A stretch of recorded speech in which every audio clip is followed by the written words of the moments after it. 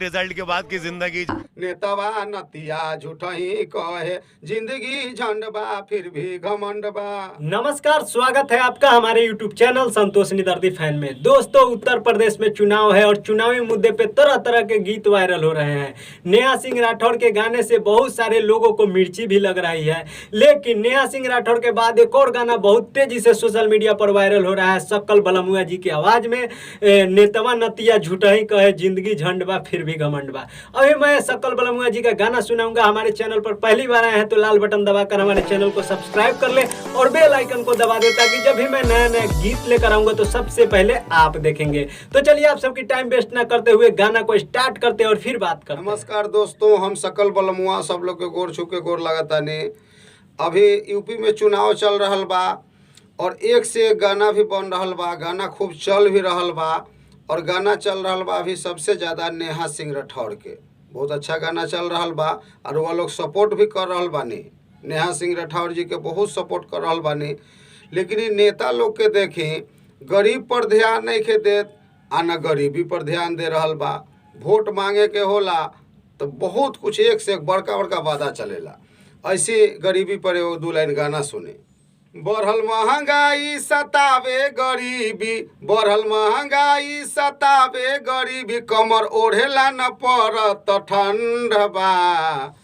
आ नेतवा नतिया झूठही कहे, नेतवा नतिया झूठही कहे आ जिंदगी झंडबा फिर भी घमंडबा। नेतवा नतिया झूठहू कहे जिंदगी झंडबा फिर भी घमंडबा। एक से गाना नेहा सिंह राठौड़ जी के रुआ लोग सुनने और ये गरीबी पर गाना सुने और ये खास करके नेता लोग रुआ लोग ध्यान दी गाना पर। अंतरा सुने। आवे जब चुनाव करे बड़े बड़े वादा, जीतला के बाद सब भूल जाले दादा। आवे जब चुनाव करे बड़े बड़े वादा, जीतला के बाद सब भूल जाले दादा। खादी खाकी लाचार पढ़ाई, खादी खाकी लाचार पढ़ाई, लइका बच्चा के बंद बा। आ नेतवा नतिया झूठही कहे, नेतवा नतिया झूठही कहे जिंदगी झंडबा फिर भी घमंडबा।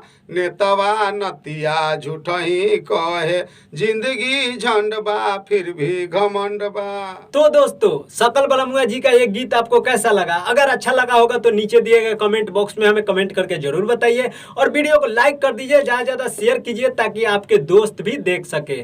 फिर मिलते हैं किसी अगले वीडियो में, तब तक बाय बाय, टाटा। स्वस्थ रहे, मस्त रहे और अपने काम में व्यस्त रहे। धन्यवाद दोस्त।